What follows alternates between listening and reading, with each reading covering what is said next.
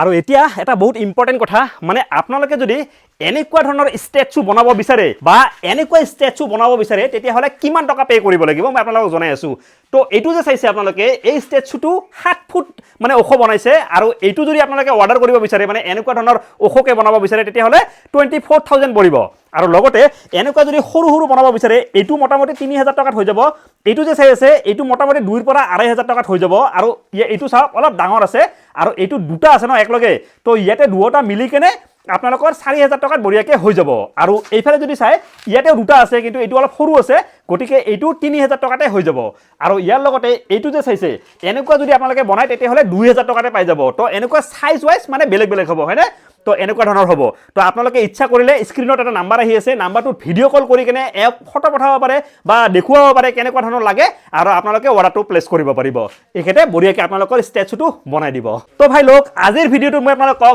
বিশ্বজিৎ কোচ আৰু বিশ্বজিৎ কোচৰ টেলেণ্ট মানে super duper talent বহুত ধুনীয়াকৈ দেখুৱাব চেষ্টা কৰিছোঁ তো আজিৰ ভিডিঅ'টো যদি চাই ভাল পাইছে তেতিয়াহ'লে নিশ্চয় চেনেলটো ফ'ল' বা ছাবস্ক্ৰাইব কৰিব নাপাহৰিব তো লগ পাম নেক্সট ভিডিঅ'ত তেতিয়ালৈকে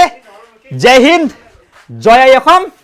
জয় জুবিনদা আৰু শেষত আপোনালোকে যদি বিশ্বজিতৰ ঘৰখনলৈ আহিব বিচাৰে তেতিয়াহ'লে গোৱালপাৰা জিলাৰ হাৰিমুৰত অৱস্থিত উদয়পুৰ নামৰ গাঁওখনলৈ আহিলে হ'ল শিৱ মন্দিৰৰ একেবাৰে সন্মুখৰ ঘৰটোৱে হয় আৰু এইফালে আছে বিশ্বজিতৰ দেউতাক বৰ্তমান 85 ইয়াৰ্ছ হৈছে বাৰু নেক্সট ভিডিঅ'ত আপোনালোকে মানকাছ চিৰিজৰ শেষৰটো ভিডিঅ' চাবলৈ পাব তো চাবলৈ নাপাহৰিব ধন্যবাদ